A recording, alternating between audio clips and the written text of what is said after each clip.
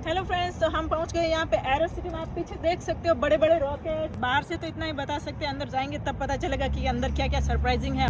नमस्कार दोस्तों, बंसी बिश्नों एक बार फिर से अमेरिका के एक गांव से आपका स्वागत है। हम लोग यहाँ पे अंदर आ गए। आप देख सकते हो इससे जुड़ी चीजें ऐसी जैसे हम स्पेस में आ गए हैं। यहाँ किसी म्यूजियम में नहीं आके कहीं स्पेस में खो गए।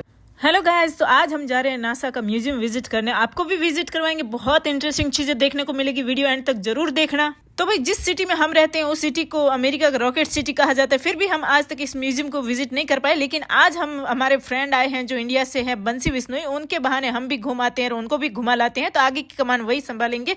नमस्कार दोस्तों, बंसी बिश्नों एक बार फिर से अमेरिका के एक गांव से आपका स्वागत है। आज हम लोग कहाँ जा रहे हैं मोहन जी? म्यूजियम है यहाँ पे, म्यूजियम, नासा का म्यूजियम है। नासा के जो स्पेस से रिलेटेड जो भी इन्होंने काम किए हैं, स्पेस में भेजे गए शटल वगैरह जो है वो वहाँ पे देखने को मिलेंगे। तो आज हम जा रहे हैं वहाँ पे। हमारे साथ मोहन जी हैं, फिर दिया है, इसका हैप्पी बर्थडे है, हैप्पी बर्थडे अंजलि का, हैप्पी बर्थडे। फिर दिया की मम्मी शांति। भाई मैं इनके घर पे ही रुका हुआ हूँ। मोहन जी मेरे बहुत अच्छे दोस्त हैं और यहाँ पे जो गांव की लाइफस्टाइल है ना भाई, अलग ही दुनिया है। हमारे गांव से इनकी तुलना ही नहीं कर सकते, ऐसा गांव है यहाँ पे।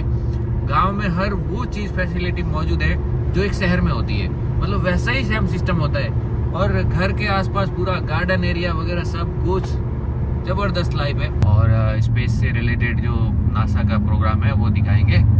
बाकी अब आगे का प्रोग्राम शांति बहन के हाथ में देते हैं।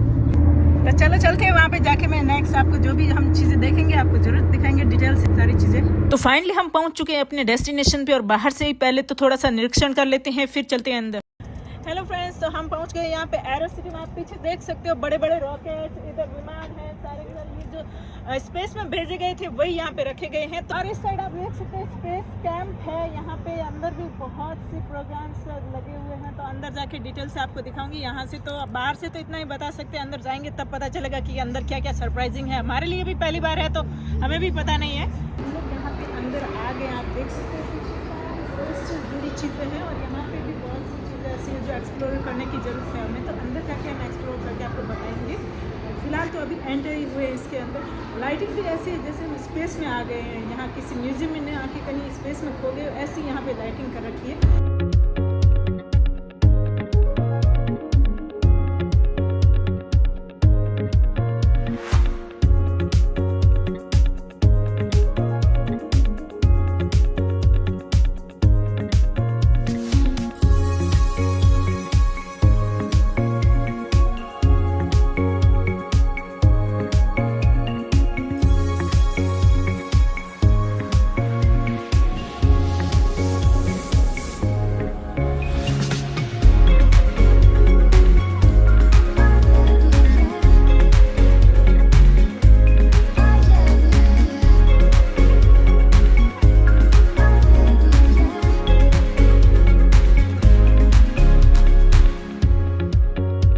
यहाँ पे मैं आप लोगों को डिटेल से ये सारी चीज़ें दिखा रही थी। आप देख सकते हो यहाँ पे डाटा एंड मैनेजमेंट सिस्टम है, वो सारे के यहाँ पे प्रदर्शन में रखे गए थे, जिसमें हमें ज़्यादा कुछ तो समझ नहीं आ रहा था, लेकिन हम डिवाइसेस देख के पता लगा सकते कि कितने कॉम्प्लिकेटेड है ये चीज़ें।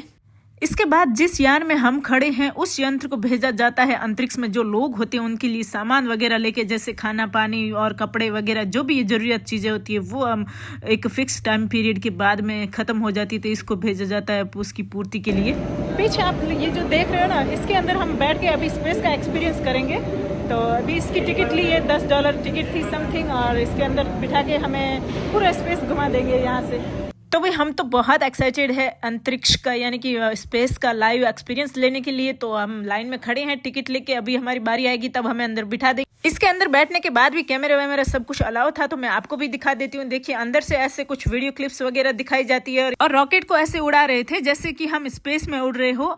तो ये एक्सपीरियंस मैं सच बोलूँ तो एकदम वर्थवाइल नहीं था। हमारे $10 गए पानी में, क्योंकि अंदर बैठने के बाद में 5 मिनट में हमें एक्सपीरियंस हो गया कि इससे आगे कुछ नहीं होने वाला। बहुत स्लो चल रहा था और वॉल्यूम तो देखो तो बिल्कुल कम। अपने इंडिया में होता तो बहुत जोर की नॉइज के साथ ये प्ले करते ना तो और भी मजा आता, लेकिन यहाँ पे नॉइज इतनी नहीं थी और ना ही रॉकेट जोर से झूले खा रहे थे तो मजा नहीं आई, जैसे ही सिंपली बैठ के जैसे वीडियो क्लिप देख के बाहर आ गए। और यहाँ पे हम एक डमी रॉकेट के अंदर एंटर किए जो कि एकदम वैसा ही था जैसा कि अंतरिक्ष में होता है।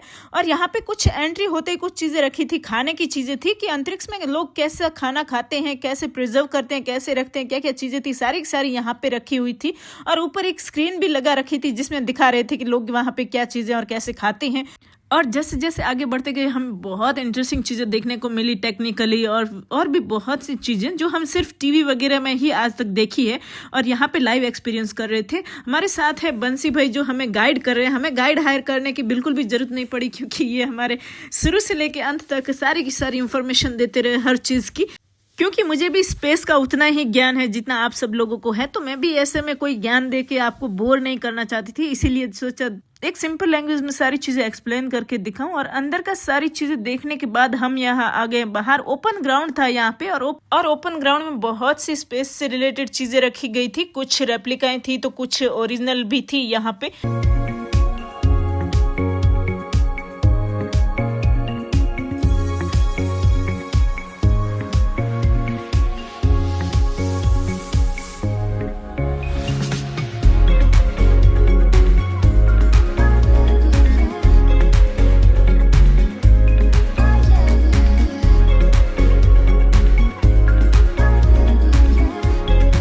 यहाँ बच्चे कुछ स्पेशल चीज देख रहे थे, मैं दिखाती हूँ आपको क्या देख रहे थे। यहाँ पे एक राइड थी जिसको बच्चे इसमें बैठने की जिद कर रहे थे, लेकिन ये बहुत खतरनाक है। ये जो कुर्सियां दिख रही है इसमें बिठा के और ऊपर तक ले जाके फिर अचानक से ऊपर नीचे ऐसे करते हैं, या फिर ऊपर ले जाके सीधा नीचे छोड़ देते हैं। बहुत खतरनाक थी, इसलिए मैंने जैसे तैसे करके बच्चों को मना के वहां से निकल लिए। लेकिन बच्चों ने तो ठान ही लिया था कि वो उस राइड में बैठेंगे और बहुत जिद कर रहे थे, लेकिन मैंने जैसे तैसे करके उनका मन भटकाया और दूसरी चीजें दिखाने लगी और यहाँ पे बिजी कर दिया उनको वीडियो वगैरह में, तो वो जाके कहीं वो राइड भूल गए और हम आगे निकल लिए। यहाँ से आगे चलने के बाद हमने एक ऐसी चीज देखी जो हम में से सब लोग रिलेट कर पाएंगे, क्योंकि हमने उन चीजों को कहीं ना कहीं बुक्स में, मूवीज में, सब जगह देखा है।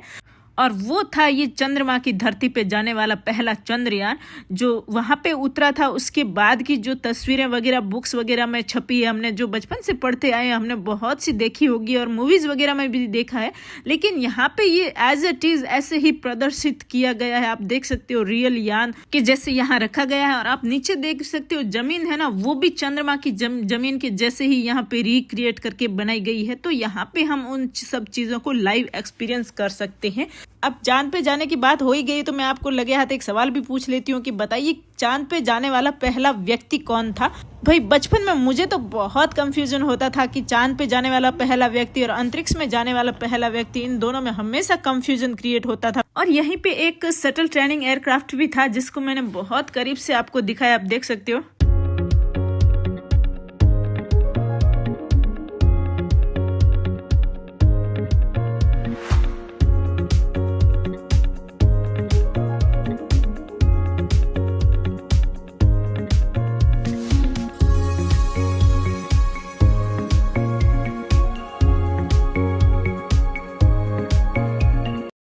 यहाँ पे एग्जिट में बच्चे कुछ देख के अचानक से रुक गए और बहुत खुश हो रहे थे, तो मैं भी पास में जाके देखा तो मुझे भी वैसा ही प्राउड फील हुआ जैसे बच्चे फील कर रहे थे। क्योंकि यहाँ पे सारे विश्व के सारे देशों के फ्लैग्स लगे हुए, तो उसमें से एक अपने इंडिया का भी था। तो ऑब्वियस है अमेरिका के नासा जैसे सेंटर्स में अगर अपने इंडिया का फ्लैग देखते तो हमें भी प्राउड फील होता है। तो मैंने भी इंडिया के फ्लैग को जूम आउट करके यहाँ से बहुत अच्छे से कैप्चर किया। मैंने आज पूरी कोशिश की कि आपको इंडिया में बैठे बैठे यहाँ अमेरिका के नासा सेंटर को मैं विजिट करवा पाऊँ। तो यहाँ पे जो म्यूजियम में सारी चीजें थी वो एज इट इज जो नासा सेंटर में होती है वैसे ही प्रदर्शित की गई थी। तो आज के लिए इतना ही, मिलते हैं नेक्स्ट वीडियो में। Thanks so much for watching. जाने से पहले लाइक, शेयर एंड सब्सक्राइब करना ना भूलें। Bye bye.